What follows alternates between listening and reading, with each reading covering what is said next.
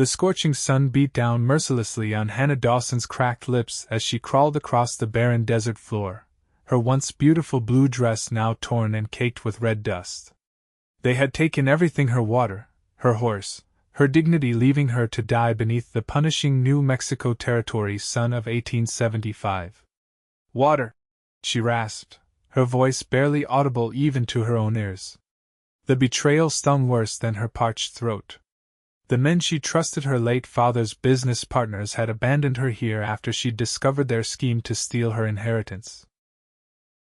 Hannah had always been too clever for her own good, as her father used to say. She collapsed onto the hot sand, the strength finally leaving her limbs. 3 days without water in the August heat had taken its toll. Hannah closed her eyes, wondering if death by thirst was as painful as they said. The sound of hoofbeats in the distance barely registered in her fading consciousness. Probably just another mirage, like the shimmering lakes she'd been chasing since yesterday. But the hoofbeats grew louder, more insistent. A shadow fell across her face, blessed relief from the sun's glare. She forced her swollen eyelids open to see a tall figure dismounting from a magnificent chestnut stallion. "Madam? Can you hear me?" The voice was deep, concerned, and wonderfully real. Hannah tried to respond, but her tongue felt like leather in her mouth. The stranger knelt beside her, and through bleary eyes she made out a weathered face beneath a wide-brimmed hat, stubbled jaw, and eyes as blue as a desert spring. "Hold on now," he said, reaching for something at his hip. The stranger uncorked a canteen and gently lifted her head. "Small sips, madam. Too much will make you sick." The first drops of water on her lips felt like heaven itself. Hannah wanted to gulp it down, but the stranger was firm, allowing her only tiny sips. After a few moments, she found her voice. "Thank you," she whispered. "Name's Dillon Graves," he said, helping her to sit up against a small boulder. "What in God's name are you doing out here alone?" Hannah took another precious sip before answering. "They left me to die." Dillon's eyes narrowed. "Who did?" "Franklin and Webb. My father's partners." She closed her eyes, fighting back tears that would waste precious moisture. "They thought I knew too much." "About what?" "The gold mine." Her voice cracked. "They forged documents after my father died claiming ownership. When I confronted them with proof of their forgery, they—" She gestured weakly at the desolate landscape around them. Dillon's jaw tightened as he surveyed the empty desert. "We're 30 miles from the nearest town." They meant business. He checked the sun's position. "It'll be dark soon. We need to get you somewhere safe." Hannah tried to stand but found her legs wouldn't cooperate. Without hesitation, Dillon scooped her into his arms and placed her gently on his horse. She felt the solid strength in his arms, a sharp contrast to the businessmen who'd smiled to her face while plotting her death. "Why are you helping me?" she asked as he mounted behind her, one arm secure around her waist. "My pa taught me never to leave someone in need," he said simply, urging the horse forward. "And I've never been one to argue with my pa." As the horse carried them across the desert, Hannah leaned back against Dillon's chest, feeling safe for the first time since her father's death 3 months ago. The rhythmic sway of the horse beneath them and the steady beat of Dillon's heart against her back lulled her into a state between consciousness and sleep. "Stay with me, Miss Dawson," Dillon urged, his breath warm against her ear. "Tell me about yourself. Where are you from?" "Boston," she murmured. "Came west with my father after mother died. He found gold in the hills near Silver Creek. Said it would be our new beginning." "Silver Creek?" Dillon's voice sharpened. "That's Garrett territory." Hannah nodded weakly. "William Garrett. He's the one backing Franklin and Webb now. They needed someone with influence." Dillon fell silent for a moment. "Garrett and I have history," he finally said. "None of it good."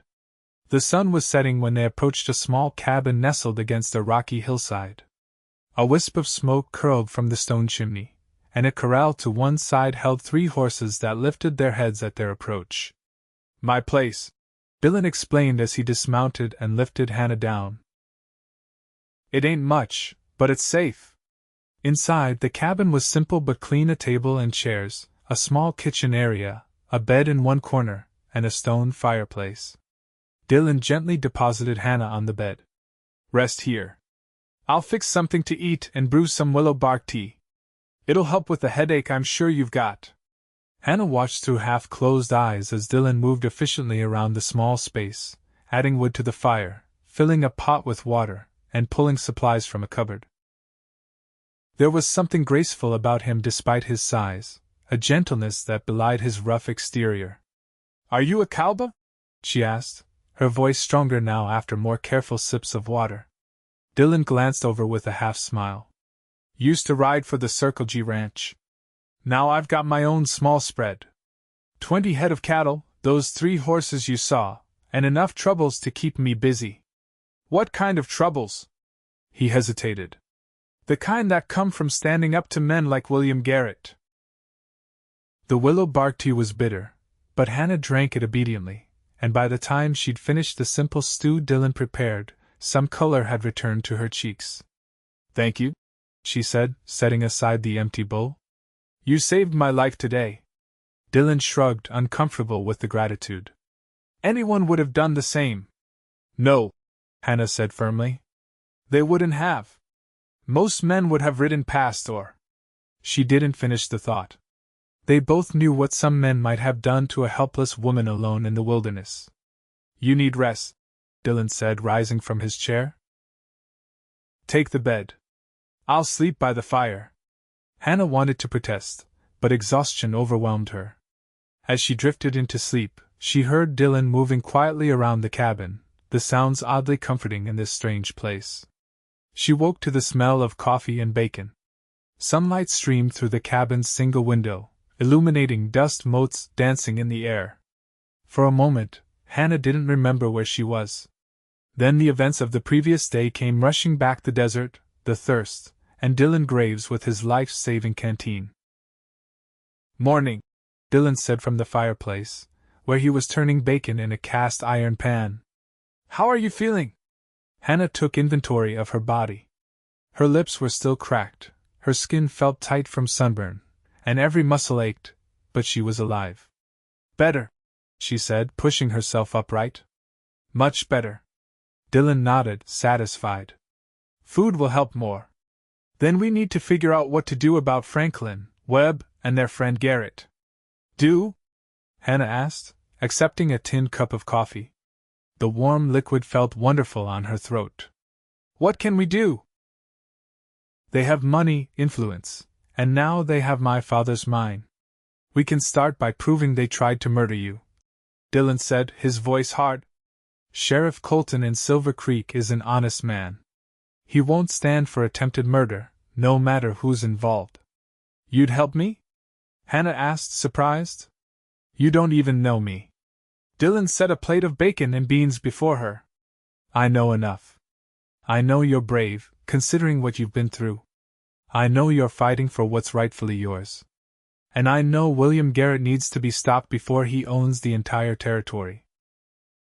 As Hannah ate, Dillon told her about his history with Garrett.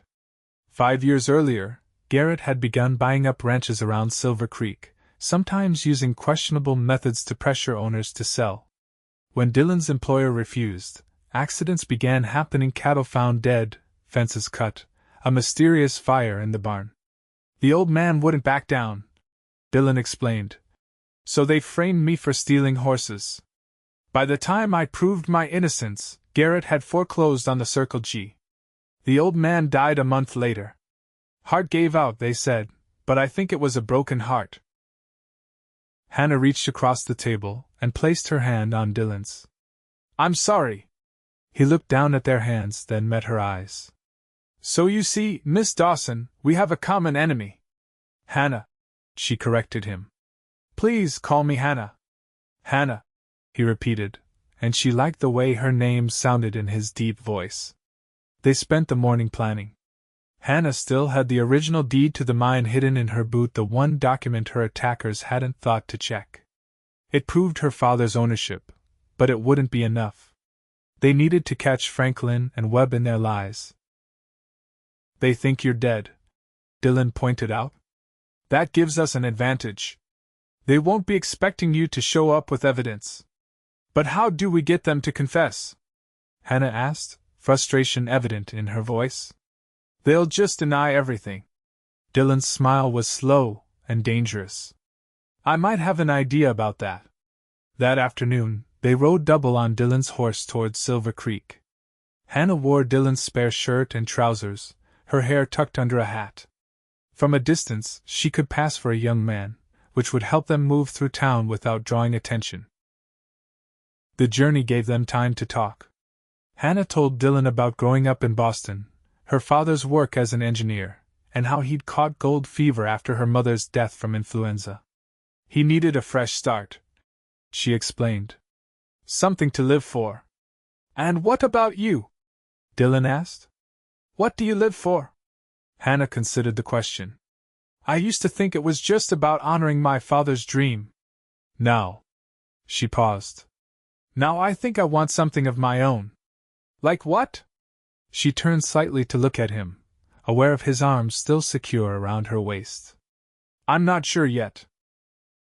But I know it's out here, not back east. They camped that night in a small grove of cottonwoods beside a creek. Dillon built a fire and showed Hannah how to set snares, which yielded 2 rabbits for their dinner. As they ate, Hannah realized she never felt this kind of peaceful companionship with anyone before.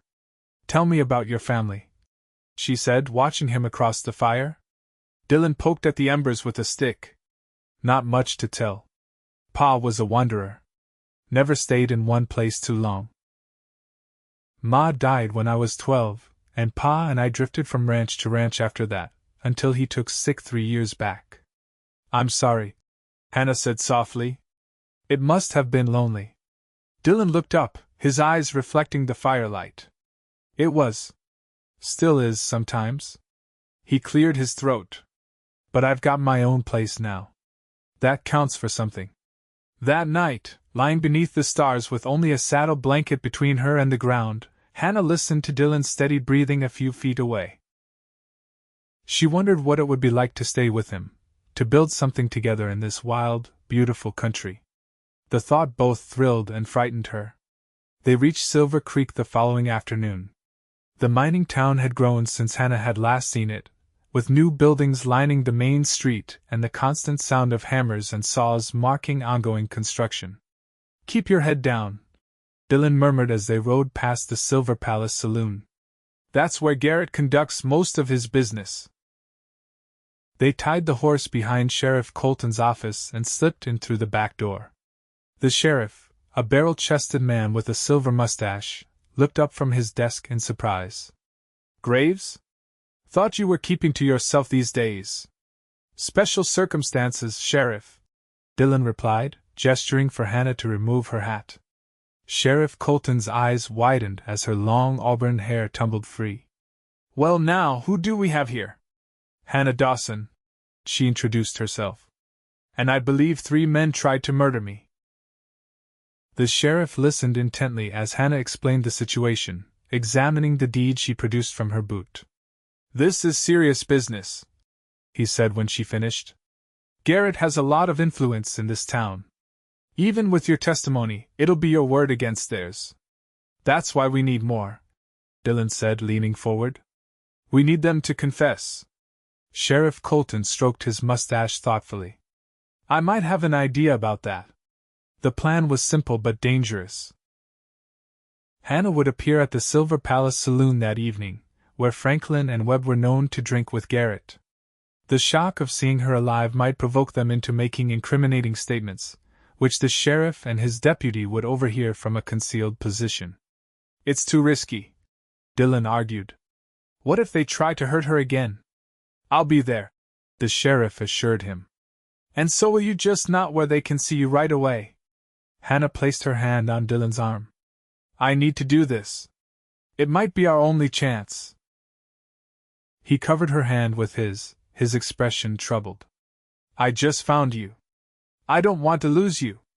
The words hung between them, weighted with meaning neither was ready to fully acknowledge. Sheriff Colton cleared his throat. We'll need to find the lady something more appropriate to wear than those trousers.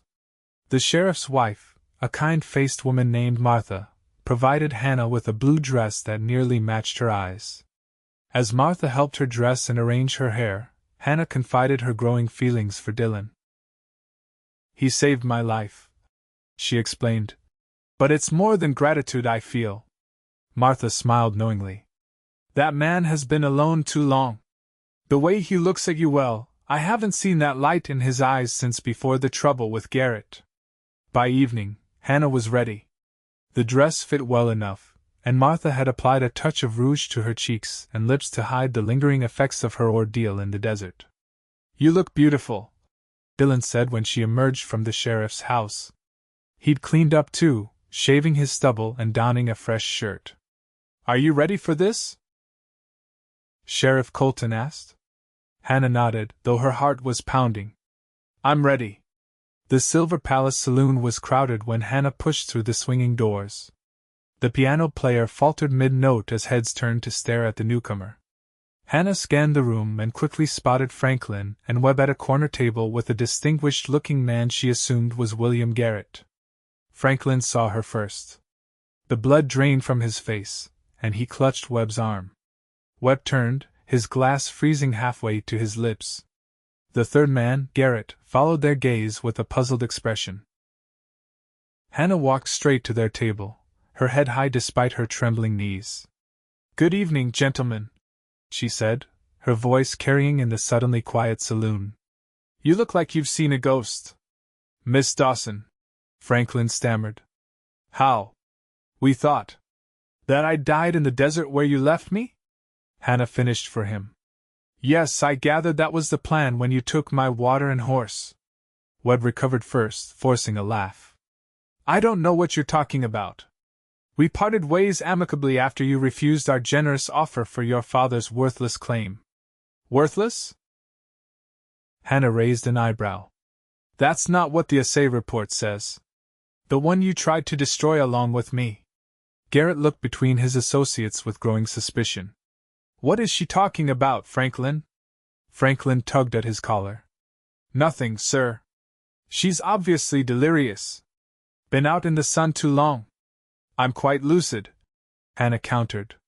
"Lucid enough to remember how you drugged my tea, loaded me onto my horse, and rode me out into the desert. Lucid enough to remember Webb saying, 'By the time anyone finds her, there won't be enough left to identify.'" A murmur ran through the saloon. Garrett slowly rose from his chair, his expression thunderous. "Is this true?" "Of course not," Webb protested. "She's lying." "Then explain how I survived 40 miles from town with no water," Hannah challenged. "Someone must have helped me, someone who heard what you said, someone who could testify. No one helped you because no one was there," Franklin blurted. "We made sure of it." A deadly silence fell over the room. "That's so?" Sheriff Colton stepped forward from his position near the bar, the deputy beside him. "Sounds like a confession to me." Franklin realized his mistake too late. "I didn't mean you left her to die," a new voice cut in. Dillon stepped into the light, his eyes cold as he stared at the three men. "I found her half dead from thirst. Another hour and she wouldn't have survived." Garrett's face darkened as he recognized Dillon. "Graves. I should have known you'd be involved in this charade." Dillon ignored him, focusing on Franklin and Webb.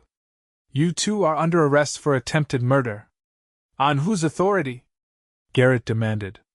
"Mine," Sheriff Colton answered, producing handcuffs. "And based on what I just heard, you might be facing accessory charges yourself, Garrett. This is absurd." Garrett slammed his fist on the table. "You can't arrest me. I own half this town." "Not anymore," a new voice announced from the doorway.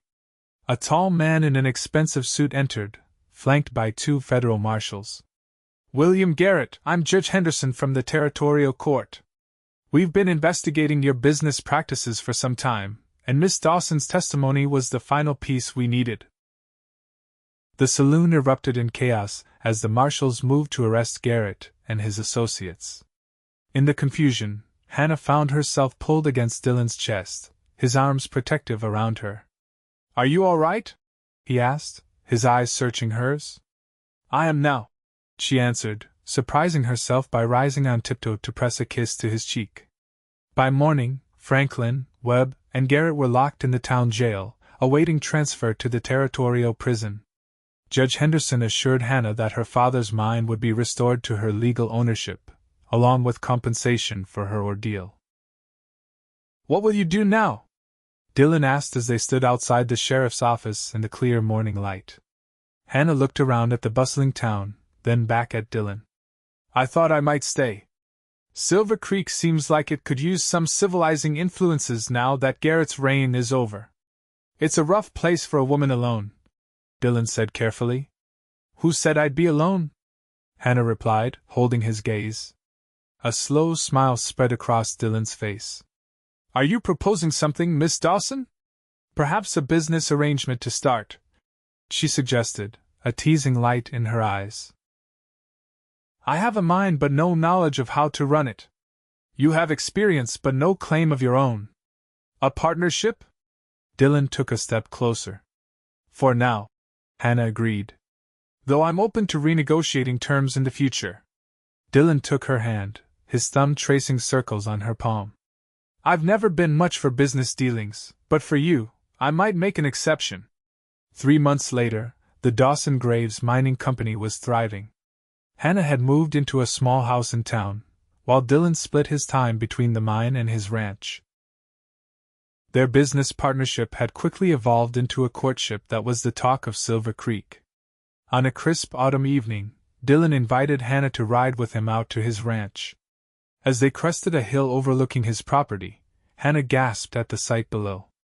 Where once had stood a simple cabin, there was now a proper house with a wide porch and glass windows that caught the setting sun. "Dillon," she breathed. "When did you do this?" He dismounted and helped her down from her horse. "Been working on it every spare moment. Had some help from the miners. Turns out they're mighty grateful to be working for fair wages now instead of under Garrett's thumb." Hannah walked toward the house in wonder. Flowers had been planted along the path, and smoke curled invitingly from the chimney. "It's beautiful," she said, turning to find Dillon watching her with an expression that made her heart race. "It's not finished," he said, taking her hands in his. "Won't ever be finished without the right person to share it with."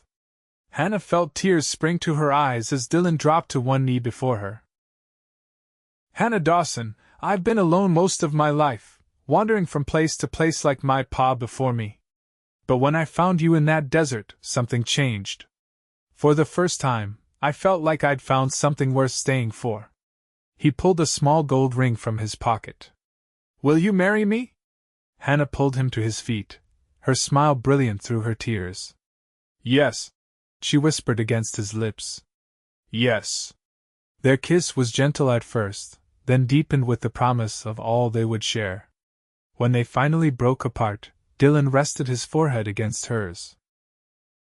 "I never thought I'd say this," he murmured, "but I'm grateful they left you in that desert." Hannah laughed softly. "And I'm grateful you had that canteen. And now," Dillon said, slipping the ring onto her finger, "you have my love as well." 1 year later, Hannah stood on the porch of their home, watching as Dillon taught their new foreman the boundaries of their expanded ranch. The mining operation had proven so successful that they'd been able to buy the neighboring properties, creating one of the largest spreads in the territory. Her hand drifted to her slightly rounded belly, where their first child was growing. She thought about the journey that had brought her here from Boston's society girl to desert survivor to mining entrepreneur and rancher's wife. None of it had been in her plans, yet she couldn't imagine any other life now. Dillon looked up, sensing her gaze, and tipped his hat with a smile that still made her heart skip. He said something to the foreman and then strode toward the house, taking the porch steps 2 at a time. "Everything all right?" he asked, his hand automatically reaching for hers. Hannah leaned into his embrace, feeling the strength and safety she'd come to rely on. "Everything is perfect." And as the sun set over their land, painting the desert in shades of gold and crimson, Hannah knew it was true. From the cruel desert that had nearly claimed her life had come the greatest gift, a love as vast and enduring as the western sky above them.